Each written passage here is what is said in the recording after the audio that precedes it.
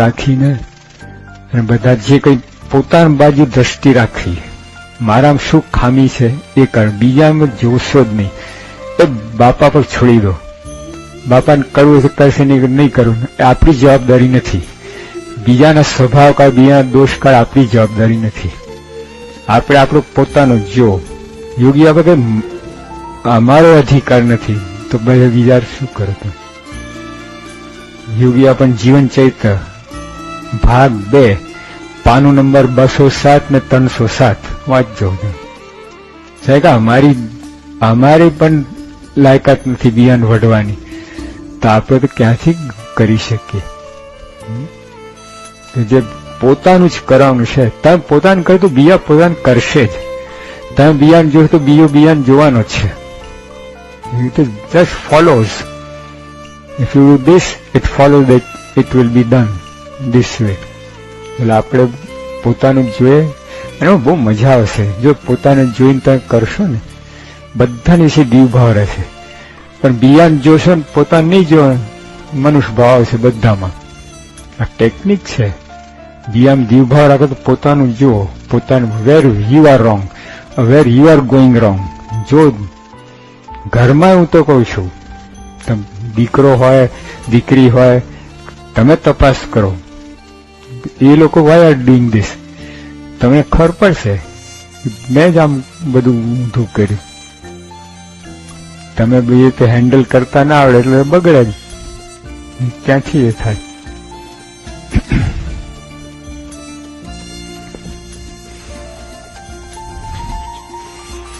સાચા હૃદયની પ્રાર્થના છે.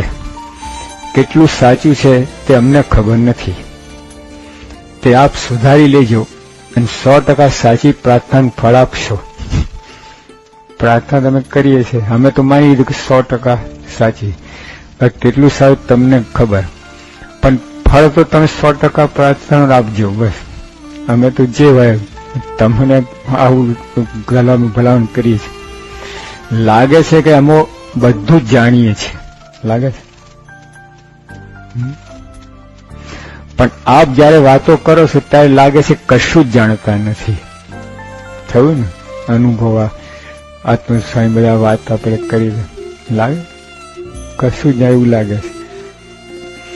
આપને શું કરાવવાનું તાન છે તે ખબર પડતી નથી. ને તો આટલી વાર એક જ વાત કરી પડે કેમ? એક જ વાત ચાલે છે તેને. 40 વર્ષથી હું તો જોઉં છું કે મારે જ વાત કરવાની હોય એટલે એક જ વાત કરવાની. એટલે કેમ જો સમજાય તો કેમ આટલી લાગે? આટલા વર્ષો થઈ ગયા. કેટલી વાર આપે કહ્યું, અમે સાંભળ્યું, ગંભીરપણે સાંભળ્યું, મનન ચિંતન કર્યું. આપને રાજી જ કરવા છે એવો સંકલ્પ છે. અને દ્રઢતા કેટલી છે, પણ દ્રઢતા કેટલી છે એ પ્રશ્ન રહે છે. આ બધું છે. પણ ઓલો એક વિદ્યાર્થીને પૂછ્યું કે ભાઈ તારે શું થવું કે ડોક્ટર? મેં કહ્યું તું ભણવા માંડી. અમે પ્રાર્થના કરી. 2 વર્ષ પછી મળ્યો. મેં કહ્યું શું કરે? કે BSc. કેમ? કે ટકા ના આવ્યા. મેં કહ્યું પહેલા ટકો કરવો પડે પછી ટકા આવે. જાણે થવું તું ડોક્ટર, પણ ધડતા નથી કે થવું જ છે એ ધડતા નથી. એટલે આપણે એવું જ છે, બાપાને રાજી કરવા પણ કરવા જ છે એ ધડતા હજુ નથી.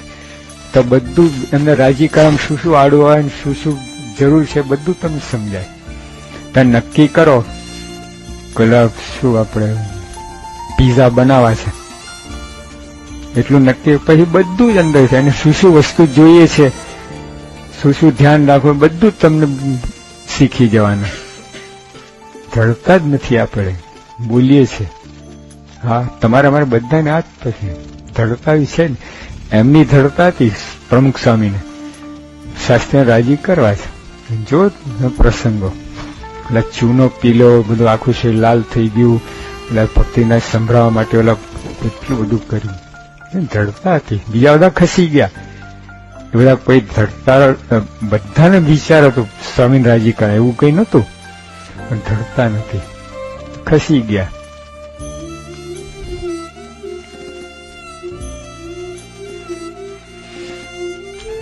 પણ આપને રાજી કરાય એવો તો ભાવ છે જ, આટલું બધું છે, છતાંય આપે કરેલી વાત કેમ પકડાતી નથી, બુદ્ધિમાં કેમ ઠરતી નથી,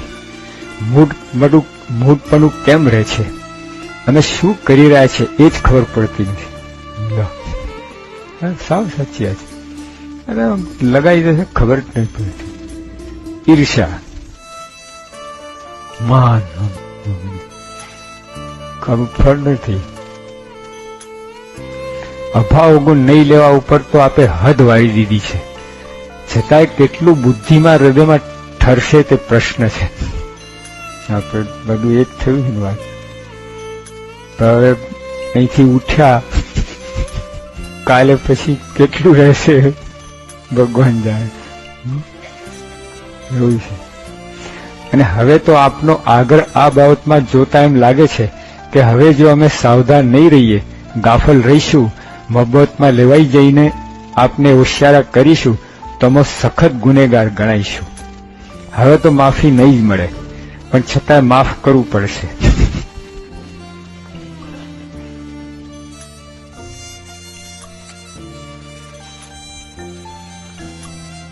અંગે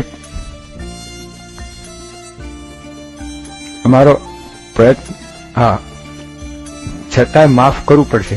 અમારો પ્રયત્ન આ અંગે પૂરો રહેશે, રહેવું જ જોઈએ. હવે નહીં સમજીએ તો પછી ક્યારે? અભાવ ગુણ અંગે આપની સ્પષ્ટતા ખૂબ જ છે. કોઈ પણ હિસાબે કોઈ પણ કારણ હોય તો પણ એમાં પડવું જ નહીં, અને કેવળ મહિમા ગુણ ગ્રહણના જ વિચારો કરવા, મહિમા ગાવવો, સાંભળવો, મનન ચિંતન કરવો એ આપની દ્રઢતાપૂર્વકની સ્પષ્ટતા છે, ઈચ્છા છે. અને આપે સ્પષ્ટપણે જણાવેલું છે કે શામાં રાજીપો કોરાજીપો છે, છતાંય બુદ્ધિમાં પ્રકાશ કરજો કે આપનું જ્ઞાન સમજાય, ધ્યેયની સ્પષ્ટતા અને દ્રઢતા થાય.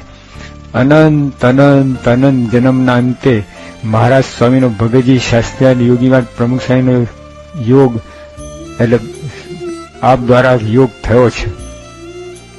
આ એક ખાસ ચિંતન કરવા જેવું છે. હંમેશા અનંત જન્મના અંતે આ યોગ થયો છે આપણને. હા, એમને નથી થયો. પ્રભુ પાછું દેખાતું નથી ને એટલે પછી કુંડાળું વારી નાખીએ આપણે. પણ દેખાય એવું કરો, ચિંતન કરો. કેટલા જન્મ થયા, કોઈ દિવસ આ ભગવાન સંત મળ્યા નથી, એવા પ્રાપ્તિ થઈ છે. તો પછી આગળ બધી સ્થળતા વધશે. પણ આ જો આગળ આપણે એડ નહીં કરીએ પાછું ઢીલું થઈ જશે. અનંત અનંત અનંત જન્મના અંતે મહારાજ સ્વામીનો ભગતજીમાં શાસ્ત્રીમાન યોગીમાનનો આપ દ્વારા યોગ થયો છે. બેહદ કરુણા કૃપા કરી છે. તમારો જન્મ એડે ના જાય, ભ્રાંતિમાં ના રહીએ.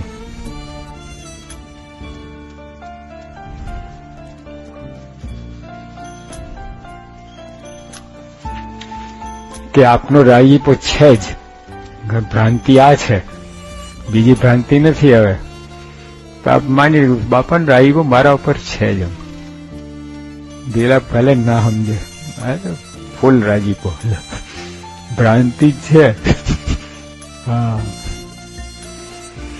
ખોટા કેફમાં ના રાખીએ, પણ સાચા રાજીપાની વાત સમજાય, મન ધાર્યું મુકાય, દાસના દાસ થવાય, લાચારીથી નહીં.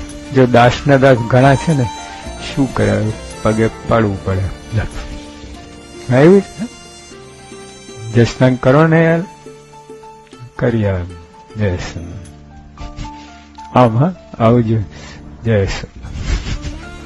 ઘણા કરે છે, ઘણા કરે છે, જોયે છે. સામું ચાર આંખ વગર ના કરે. જય સોમ. ના લાગે આ બરાબર થયું એવું મનમાં લાચારી નહીં, ખુમારીથી. કોના સંબંધ થયો છે વિચાર તો કરો. લીમડાને એમ લાગે આમ બરાબર, કેફથી એમ, ખુમારીથી. હરિભગત પગે લાગે લાચારીથી. કરવું પડે, શું થાય બધા.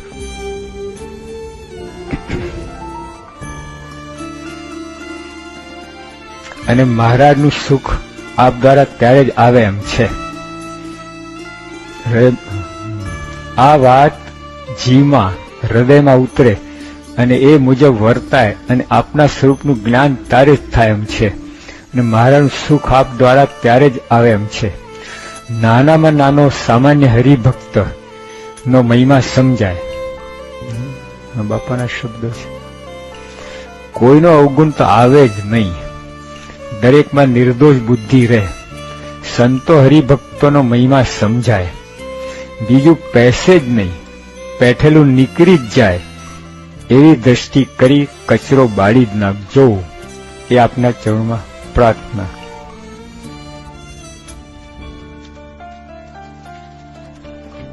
આપની મૂર્તિ વિના ક્યાંય મન ઠરે જ નહીં. રામ અભિરામ વિરામ બધું જ આપમાં થઈ જાય. આપનામાં ખૂબ હેત અને દ્રઢ પ્રીતિ થાય. આપનું સ્વરૂપ યથાર્થ સમજાય, મારાનું સ્વરૂપ સમજાય ને એવી તો અચલમતી થાય કે આપ અને મારા સ્વામીમાંથી હેત ટળે જ નહીં. ગમે એ ઝંઝાવતો આવે, વાવાઝોડા આવે, દુઃખના વાદળા આવે, એ બધામાંથી પાર આપના સ્વરૂપમાં લઈ જજો અને ત્યાં દ્રઢતાપૂર્વક વાસ રહે એ અમારી પ્રાર્થના. ધર્મ નિયમ અમારે જ પાળવાના છે, તેમાં આપનો ખૂબ રાજીપો છે. એમાં ધન સ્ત્રીનો ત્યાગ સંતોને અને ગ્રસ્તોને એમની રીતે ટૂંકમાં નિષ્કામ ધર્મની દ્રઢતા રાખી આપનો વિશેષ રાજીપો લઈએ તે પ્રાર્થના. સમ સુરતભાવ એકતા એ અંગે ખૂબ જાણીએ છીએ, પણ એવી રીતે જાણીએ કે આપને તે પ્રમાણે રહી રાજી કરી શકીએ. જાણ પણ તમને એ રીતે રહીને રાજી કરી શકે એ જાણવું કહેવાય. છેલ્લી પ્રાર્થના. આપનો અમારા પર રાજીપો દેખાય છે, પણ એવી પાત્રતા આવે અને એવું સત્સંગનું કાર્ય ધર્મ નિયમમાં રહીને સંપીને એકમત થઈને મહિમા સહિત કરી બતાવીએ કે આપના માળાના મણકામાં આવી જઈએ.